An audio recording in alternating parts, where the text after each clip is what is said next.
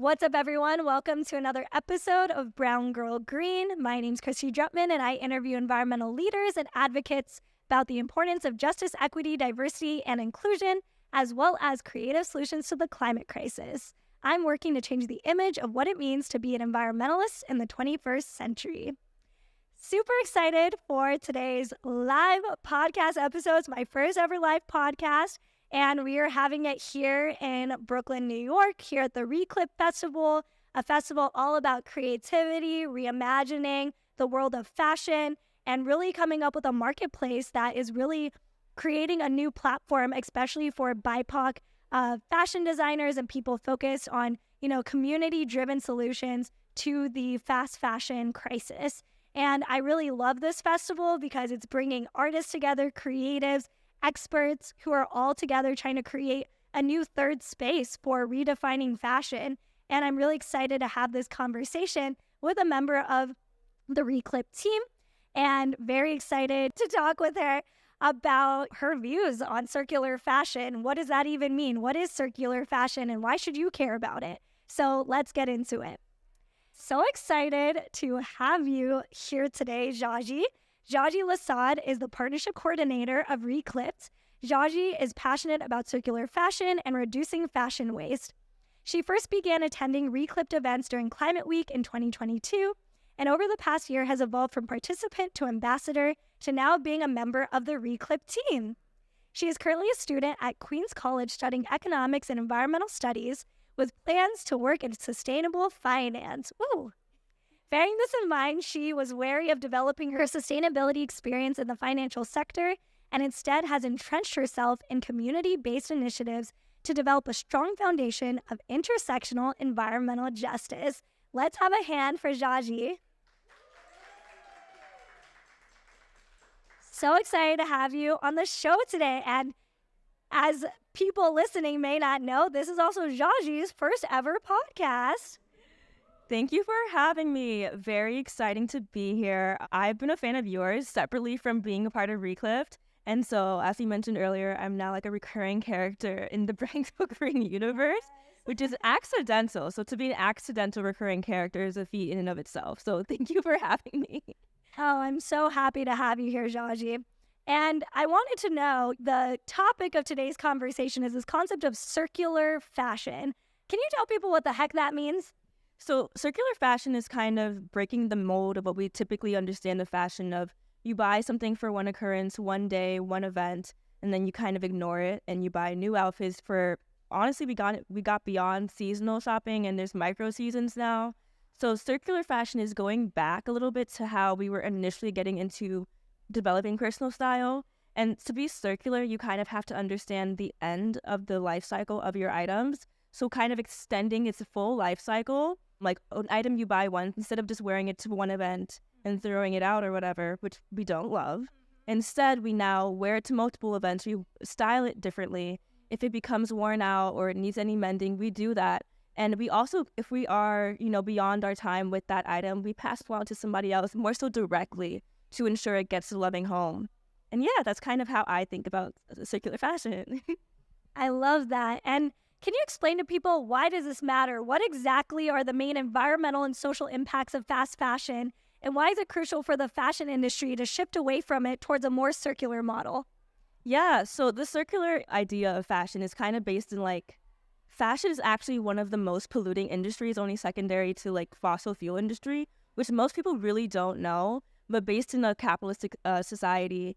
Yeah, so basically this current fashion industry, again, as I mentioned, is all about these microtrends. And microtrends is already bad enough in terms of consumerism, but also the production, again, will lead to the excess of waste. Waste in terms of the people throwing out their outfits again right after one wear, but also the amount of water and chemicals used to produce each clothing item, as well as the people who are making the clothes are typically marginalized communities, people of color in the global south who are honestly being disrespected in how their work is being utilized, really, because fashion is a creative, art form. And to do that manual labor is a beautiful thing, but it should really be paid properly. And the way people are getting their clothes so cheaply is really undermining the skills required to do so. And it's enforcing this really unhealthy balance of excess work where these people who are in these factories kind of doing excess labor, extended amount of time, and not making money from it, kind of in a situation of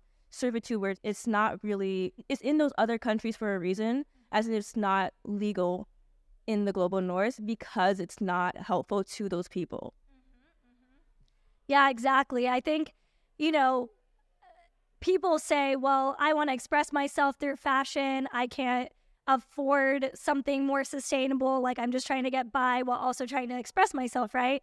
And fashion is supposed to be this vehicle for that, self-expression, which is very valid. But I think, with that self-expression, we also have to understand, like, what is that expression connected to? What are the impacts behind that expression? And, it is important to evaluate as part of how you're expressing yourself, also knowing where your clothes come from and knowing who made your clothes. And I think it's an important new narrative shift on like, okay, it's not just about that this type of clothing is in. Is this clothing in terms of, its ethics, in terms of how it was made? I think that needs to be a part of the conversation in terms of what's trendy. And I feel like that's not as much as part of the conversation as it needs to be. Yeah, I think especially when it comes to developing a personal style, the microtrends I was mentioning before kind of takes away from that, where everybody is developing the same style. Like on social media, you can kind of see everyone wears the same thing at the same time. As they're developing their style, I do appreciate like the availability of different styles for people, but people really do need to take the time to determine what they like. And I think that's available to be done without excessive shopping. Like, I honestly don't know the last time I purchased clothes. Maybe 6 months, I don't know. So I'm very selective. I like to be a very conscious consumer, but I'm also already in these spaces. And when you're in these spaces of circular fashion, of community building around fashion, there's less need to shop. Like, I go to swaps, or I come to an event like today and I made a belt. I haven't owned a belt in years. Now I have one. And I made it, so I'm probably going to keep it for a really long time. And also, it's the idea of like community sharing. Like, if I have a friend now who is also in the space with me, instead of them thinking, oh, I'm just going to donate this item to whomever, they're just going to give it to me directly, which works for me. Yeah. And so like people who are watching this, like my top and my dress are from swaps, aka free, but community based. So it's really somebody else was getting something out of their wardrobe that didn't fit them anymore. And it's something that spoke to me. And I really love to have items in my closet that speak to me, that like when I pick it up, I'm like, oh my God, look at you. You're so cute. Now you're going to be worn by me.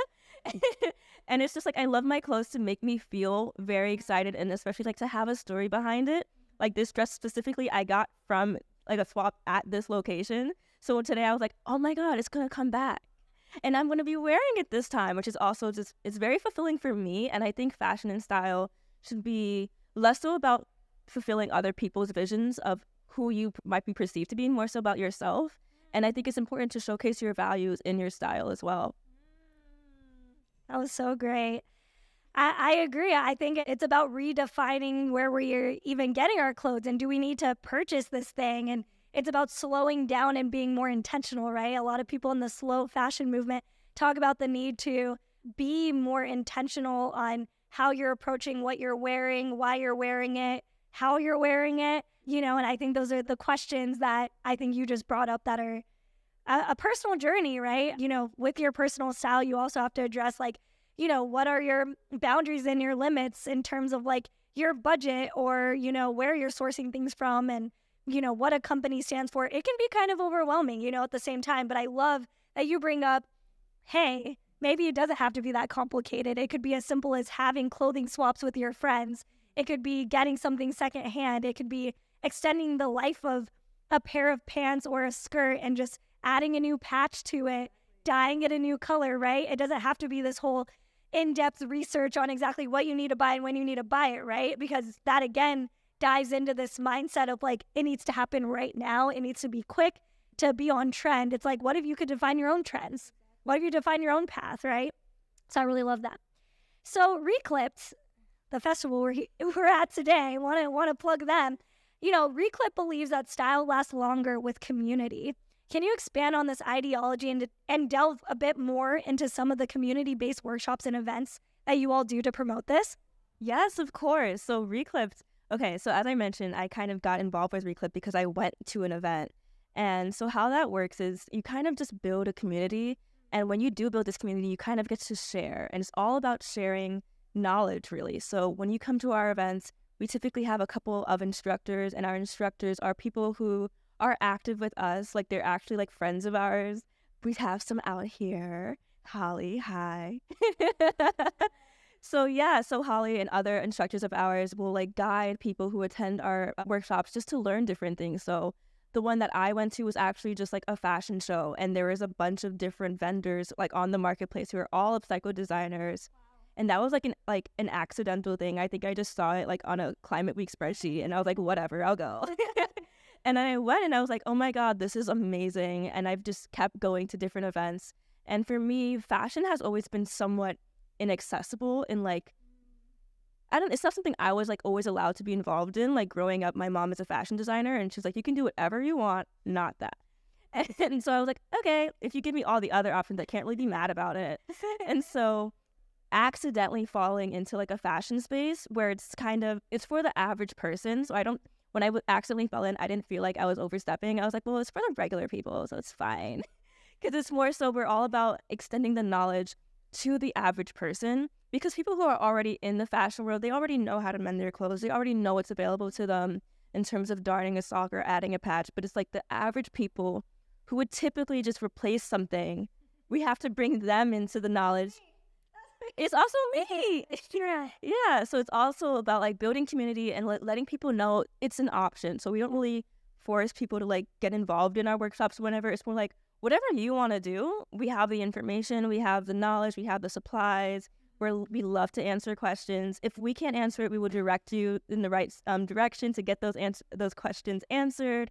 But it's really just about, like, the idea is the circular fashion playground. It's all about playing and being exploratory. Just like kids learn new skills growing up just by doing different things and trying different things. We're allowing that, expressing that for adults. I really love that. And I think a big part of like learning how to like mend your clothes and things like that, it adds a whole new dimension to your relationship with that. I was in Cambodia last year doing my first ever like documentary focused on sustainable fashion, specifically with garment makers in Cambodia.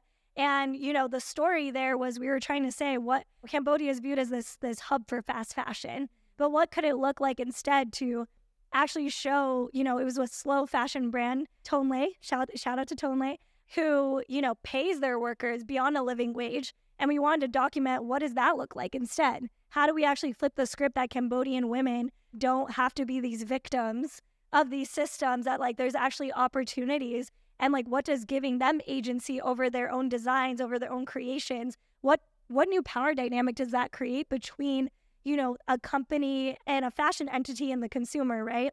And I think same way with redefining mending and sewing. And the reason I'm bringing up the story is because I had a lot of imposter syndrome around sewing, and they were like, guess what? You're going to learn how to use a sewing machine.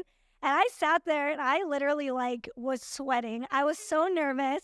And I remember like the first like stitch I did, I like screamed. I was like, oh my God, did I do that wrong? Like, I was freaking out. And then they were like, no, like, just hold down the garment, try it a few times. It's fine if you fail. Like, we're here for you to like learn. And I think that's a big part of it. So I love that Reclypt is about not like, oh, you don't already know that. It's like, oh, like, you're not in. It's like, no, if we really want sustainable fashion, we want to tell people to mend and do these things that maybe like our ancestors or like our elders have done for a long time, and that like that can be cool. Like, I think that that's a whole new conversation, right? I think sometimes people are like, oh, if I have to sew or if I get a hole in this, okay, I got to throw it out. It's like, no, you can actually redefine your relationship with that fabric or that item, and then it gets a whole new definition, right? So I really love that Reclypt creates this space for people to hone in on that. That's amazing. So, diving into some of your workshops, you obviously talked about your belt. You can show everyone. Okay, I made the mini version. There's a bigger version floating around somewhere. This is upcycled denim, and we just made a little flower. There's a little rhinestone in the middle. And so again, in terms of like my personal style, I'm not really that heavy on accessories, so I wanted to make a smaller version. And the main one that was being like showcased was a larger one. And it's also just being about knowing that you can always just ask. knowing that you can always just feel around, like, what are the options available to me, even if they aren't showcased explicitly. If the resources are there, they're probably accessible to you. You just gotta ask for it. So I just asked. I was like, can I make mine smaller? And yeah, and she was showcasing it as a choker. And I already wear a choker. This is my one choker I've been wearing since over 10 years now. And so I was like, I'm not replacing this choker with another choker. But this dress, when I did get it here, has a belt loop. And to just crochet it, I'm not going to cut it because that's going to mess it up. So I was like, I need to do something with this belt loop. Since I don't wear belts, I was like, I'm going to make a belt today. And it all worked out. It's accidental. Like, everything comes together. Everything is circular by accident naturally. Right. So the idea that I come here to have a circular fashion playground event, and then I happen to make a belt for this dress without the intention to do so, I just wore the dress because I was like, that's where I got it from. I'm just going to wear it here. Right. And that's where the joy comes in, right? I think people can feel so like caught up in the doom and gloom of like choices and paradox of choice and all these things. But it's like, you know, what about a third option? Like, you don't have to be an artist or a creative. You can do things in community. And like, I think Reclypt is a space where like people are giving you a bit of a blueprint, right? If you don't know where to start. I know I get a lot of imposter syndrome around being a creative and making some cool fashion piece or whatever. It's like, no, there's people out there that can literally help you out if you ask the right questions and be like, hey, what would it look like? I have these extra shorts or pants that I would either donate or throw away. What do you guys think I could do with this, right? So questions as simple as that. And like DIY, YouTube, TikTok, like it's popping off. Like I think definitely like going into more of that space instead of the, oh, I need to be this trend and that thing. It's like, what if you looked at what you already own and create something totally different?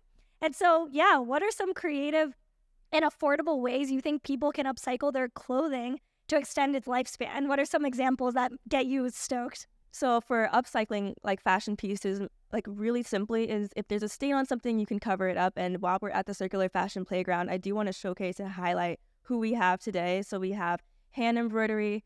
The hand embroidery kind of works out best if you like have a stain. Like if you're clumsy like me and you drop something and you're like, oh no, I ruined it. You didn't ruin it. You just cover it up with a little flour, move on. And then we also have machine embroidery as well. And that's so if you want like a little bit more of an intricate, like ideal like design. Like if you don't like plain clothes, which I understand, you can add a whole thing. Go crazy. We also have somebody doing airbrush design on things here as well. So it's a lot going on. And you can also just darn, like if you have a sock that has a hole, because, you know, if you wear socks, you probably have a hole in the sock at some point. You can darn it and still wear the sock. Darning is this really cool technique where you just like fix up a hole. Or like if you have jeans or like pants that like have a little rip at the like inseam, you can just patch it and just keep wearing it. Like your favorite pair of jeans do wear out the fastest because they're your favorite and you wear them. So you don't want to get rid of your favorite pair of jeans. You just want to give it a little bit more life and keep it going. I love that. Oh, that's fantastic. And, you know, building off of that, like what advice would you give to someone looking to build a more sustainable and ethical wardrobe without it breaking the bank?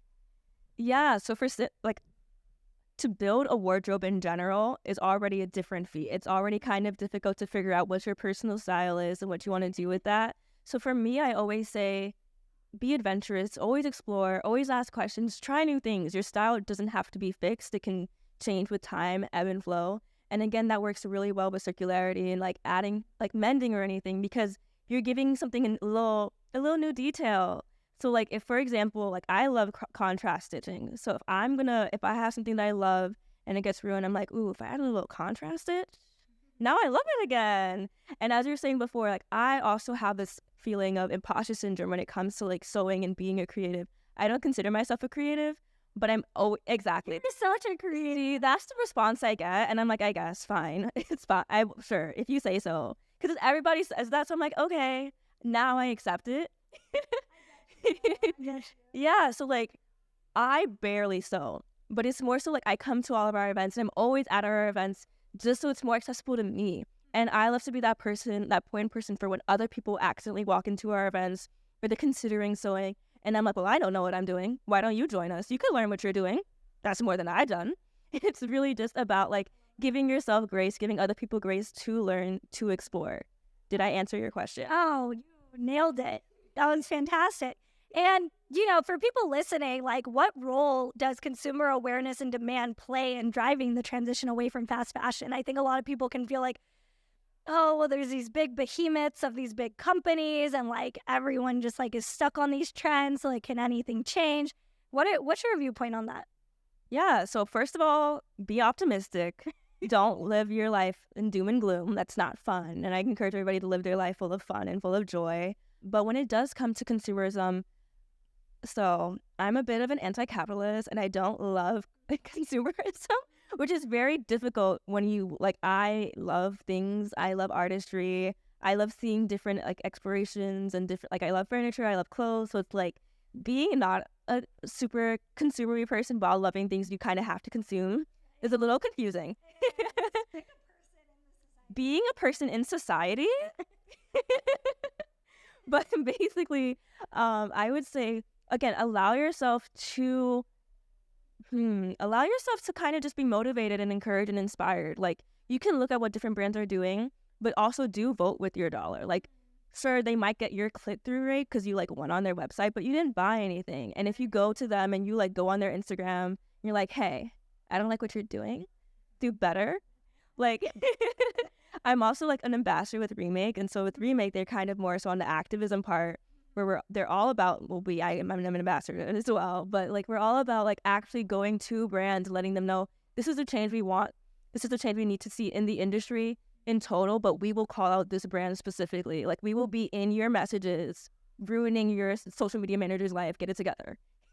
Yes. Oh, I'm so glad you popped in Remake. Shout out to Remake, an amazing entity that is educating the masses about accountability, especially corporate accountability for fashion brands that need to address transparency and sustainability. I love Remake. I would say I also want to plug that I'm now officially NRDC's Fashion Act ambassador. Yeah, I'm pretty excited about that. And what that means is the Fashion Act is really also about corporate accountability, holding companies accountable in the fashion industry, addressing the supply chain and the harms that maybe their company has caused or continues to cause when it comes to people on the planet. And I'm really excited to enter that role with a bunch of other amazing advocates in the sustainable fashion space to really spread the word that we need people to advocate for the Fashion Act. We need people who are, thinking about systemic change, in communities all around the world to say, this isn't right. Like, you as fashion companies are making so much money, driving demand for things like cheap, fast clothing, and ultimately exploiting workers and harming the environment. And so it's important that those of us who have the privilege and the resources and are in this room, that we really take the time and our energy to educate others about how they can get involved on either a policy level or a cultural level by hosting events, changing conversations, and ultimately holding these brands accountable to do something better because we want to shift those standards. So I really appreciate you sharing that. So just to finish this off, this zoomed by, but you have absolutely been such a delight to have on the show, on this live podcast.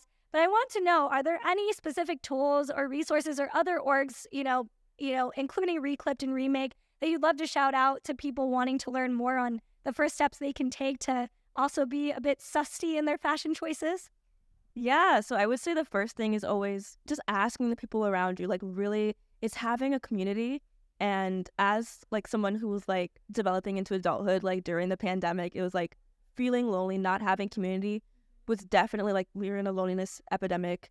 But you can just ask people, and you'd be very surprised to see who knows what, who's willing to share, who's willing to educate. So definitely, I would say your first resource is always the people around you. Just because, like, learning how to sew is kind of easier in person than, like, watching a YouTube video. Right. Like, also, yeah. Like, it's cool in theory, but you're going to, like, pause that video, like, 20 times in, like, a 30-second frame. So just find somebody to help you out. And also, like, don't forget, like, your elders are also available too, and they probably know more than you think because they just don't talk about it. Like, it's weird. Like, they have the skills and they just are willing to share. They just don't advertise. So definitely check in with the people in your life. And then also, for sure, Reclypt, we also, like, on our stories, we're always sharing what we find inspiring, educational, and specifically within New York City, but definitely expand. Find the people in your neighborhoods, find the people in your buildings, go in your little group chats, like, hey guys, I have this idea. Can we brainstorm real quick? Like, the Reclypt group chat is often us, like, planning events, but also like, hey, so I have this idea. What do you think? It's also just, like, talking to people, but then also, like, it's so weird because I kind of hate social media, but I only keep social media as a resource. So if you are in my boat where you're like, I hate it and need it as a resource, just it's okay. We're all here. Just follow the people, see the thing, go home, take a deep breath, and it's okay.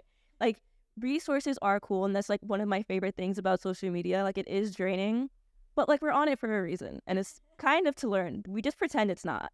And what skills handle on socials, Reclypt? So Reclypt is at Reclypt, which is Spell it out. so it's RECLYPT. Yes. So yeah, we're on Instagram like that, and also our website is reclypt.com. We post our events. We have newsletters. We kind of have events like kind of obsessively because this is like all of our hobbies. So we're like, hey guys, what are you doing this weekend? Okay, we can do a thing. I'm like, okay, cool. I guess I'm like booked every weekend this month. That's fine. I love it. I'm having a great time. It's like accidentally like half of my free time is like, I'm just with the gals. We're just sewing today. It's fun. And like going home, I'm like, maybe I'm going to buy some knitting supplies. Like I have knitting needles ready for whenever I'm overwhelmed. I'm like, we are going to pull out the knitting instructions. We're going to make a scarf. Like crochet, whatever you want to do, go crazy. It's an artistry. Just do what you want. I love that. And yeah, I just want to shout out the NRDC Fashion Act. Check out that initiative. Check out Remake. Definitely check out Reclypt as another shout out. And we're going to put a lot more resources in the show notes of other amazing sussy fashion brands and initiatives that we think you all should check out. So thank you so much for joining us on the Brown Girl Green podcast today. Thank you, Reclypt, for letting me host a live show at your amazing circular playground coming up right before Climate Week, New York City. It's popping off. And thank you all to my live audience who came today to listen to today's show. Thank you. And yeah, for people listening, this is Christy Drutman with Brown Girl Green, where I interview environmental leaders and advocates about justice, equity, diversity, and inclusion, as well as creative solutions to the climate crisis. I'm working to change the image of what it means to be an environmentalist in the 21st century. Make sure to subscribe wherever you listen to shows to Brown Girl Green, the Brown Girl Green YouTube channel, and follow at @BrownGirl_Green. And the new Brown Girl Green podcast Instagram at Brown Girl Green Podcast to check out this episode and many others. Thank you all and catch you on the next episode. Thanks.